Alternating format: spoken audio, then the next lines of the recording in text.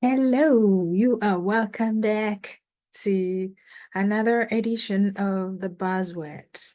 As a matter of fact, I want to make this the last outing on this subject.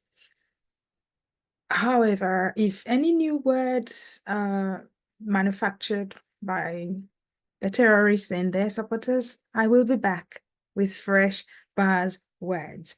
But this would be the last. If you haven't seen the previous ones, buzzwords 1 to 7, please do help yourself. Excuse me, with to my previous videos on the buzzwords, nonsensical terms that have been used to refer to Israel since this war was thrusted upon them. So today, rules of engagement. I've heard people constantly say Israel has broken all the rules of engagement in real wars. And well, you want to find out what the rules of engagement for war are? Wikipedia is a good place to find out for yourself.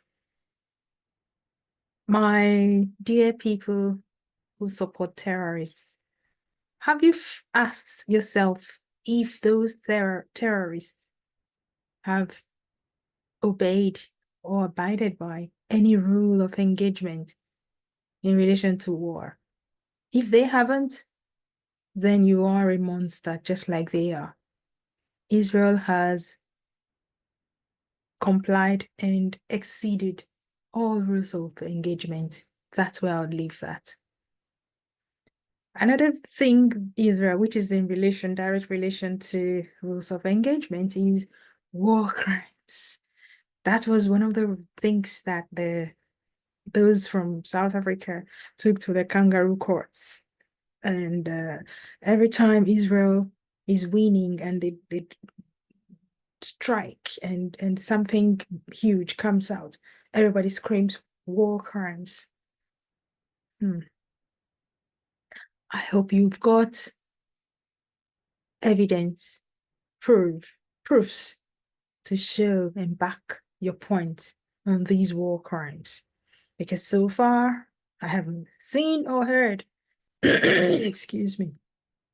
One of the challenges I have constantly thrown at those who presented such nonsense buzzwords to me is show me the proof. They would bring some silly links that never opens, which I don't bother to open because nobody's going to plant virus on my systems. So I don't open them. But show me. We show you see videos of everything that Hamas did, that atrocities they committed on October 7th. But you can't bring video, you're sending me some stupid links. Go stuff yourself. Anyways, war crimes. There was no war crime. And Israel is a moral nation that abides by all rules in relation to war. If any war crime had been committed, Israel would look into all those at the end of the war. Right now, they're busy defending their right to exist. One phrase that have been used was that, oh, the celebration of violence, that we're celebrating violence. Israel is violent, we're celebrating violence. Excuse me? Did you see the videos from October 7th, 2023? Did you see Hamas and the celebration?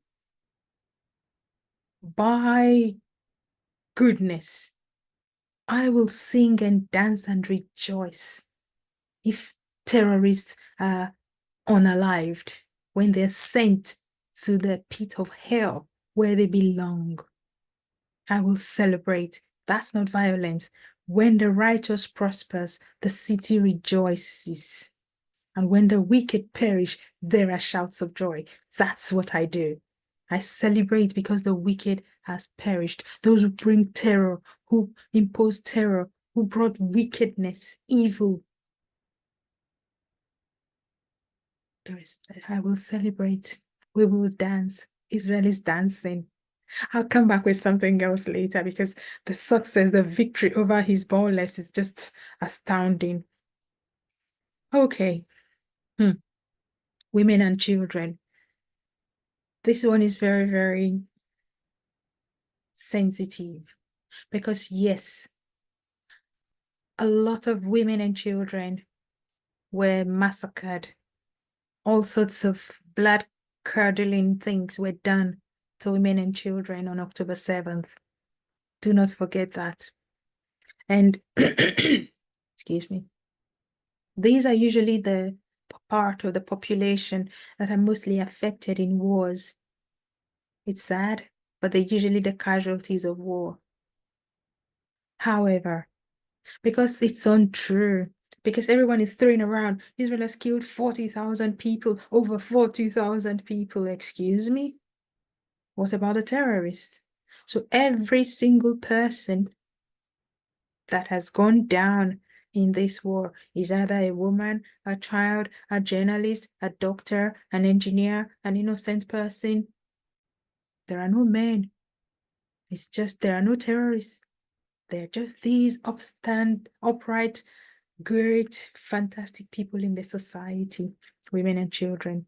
When a 13 or 14-year-old child decides to take a knife and run on a rampage to stab and hurt people, that makes them a criminal, a terrorist. While they're screaming that ugly phrase, they scream on behalf of the thing they worship. He becomes a terrorist and will be dealt with as an adult. Will be put down if need be. Self-defense is still a thing. The women and children the women who celebrated, who jubilated, who danced and shared sweets and everything when October 7 occurred. Sad. None of these would have occurred. No life would have been lost if terrorist Hamas did not go into Israel on October 7th, 2023. One thing I've noticed is that the supporters of terrorists and terrorists themselves, they blame the reaction, how Israel is reacting every single time. And us who are standing and supporting Israel, they're blaming us, the reaction, but then none of them condemn the action that led to that reaction. Shame on all of you. I hope God's judgment comes on you all as you deserve.